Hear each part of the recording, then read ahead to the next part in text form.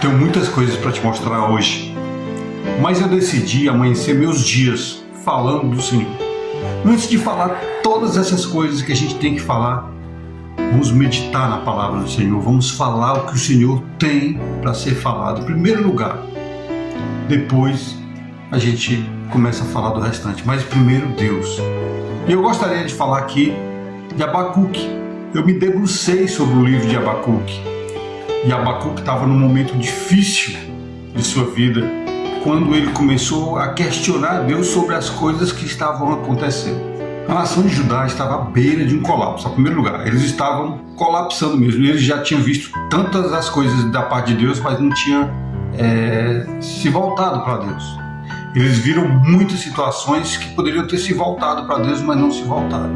Então Deus estava irado com o povo de Judá. Foi nesse meio que Abacuque chegou e viu toda a destruição que estava acontecendo com Judá e começou a questionar Deus o porquê daquilo, né? Por que Deus não ouvia? Deus estava tardando para ouvir as suas orações e Deus falou.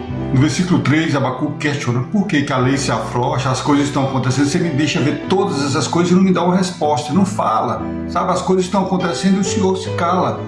Eu estou vendo aí os homens da lei, os grandões, dizendo que são os maiorais, mandando, acabando com o teu povo, destruindo o teu povo, e tu calas. Esse questionamento que Abacuque estava fazendo para Deus. E Deus falou que ia fazer algo tão maravilhoso no meio de Judá, que eles vendo não iam nem acreditar. Mas ele, o próprio Deus, estava suscitando os caldeus, que tinham cavalos ligeiros, que eram pessoas amargas, que eram terríveis em destruição. E esse povo é que ia corrigir o próprio Judá. Abacuque começou a clamar a Deus: mas Senhor, não é esse povo mais pecador do que o próprio Judá? Não são os caldeus mais pecadores que Judá? Por que o Senhor está usando para abatê-los e fazer isso? Estou usando palavras minhas. No capítulo 2, Abacuque diz que vai ficar numa torre olhando e esperando o que Deus vai fazer, pacientemente. E ele subiu, na verdade, numa torre e começou a orar ao Senhor e falou: Senhor, eu vou esperar para ver o que o Senhor tem para me falar. Quais são as respostas que o Senhor tem para a minha queixa? E Deus bradou e pediu para Abacuque escrever em uma tábua aquilo que ele ia falar, em letras garrafais gigantes, para até quem passe correndo pudesse ver. E Deus falou para Abacuque: tudo o que está acontecendo porque o povo é iníquo. Porque o povo não olha para Deus. Lógico que isso é com minhas palavras, tá? Mas o justo viverá pela fé. Deus estava falando para Abacuque que todas as situações ruins estavam acontecendo, mas aqueles que criam nele estavam a salvos.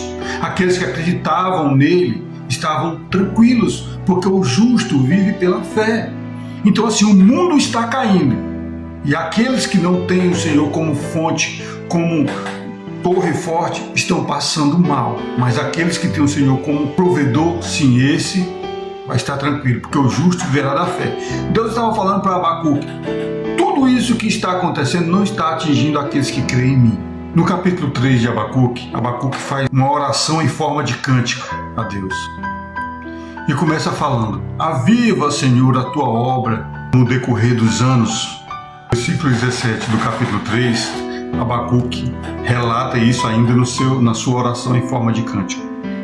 Ainda que a figueira não floresça, nem haja fruto na vide, e o produto da oliveira minta, e os campos não produzam mantimento, e as ovelhas sejam arrebatadas do aprisco, e nos currais não haja gado, todavia eu me alegro no Senhor. Exulto no Deus da minha salvação. O Senhor Deus é a minha fortaleza, e faz os meus pés como da coça, e me faz andar alterneiramente. Tudo no mundo pode estar em ruínas, mas se você crer, mas se você acreditar em um Deus que guarda os seus, a sua vida vai estar preservada. Você vai estar preservado. O que Deus quis dizer para nós aqui no livro de Abacuque foi: o mundo pode estar destroçando, mas o justo viverá pela fé. O mundo pode estar em corrupção. Aqueles grandes, ou que se acham grandes, podem tentar arruinar a sua vida, os seus negócios, mas o justo viverá pela fé.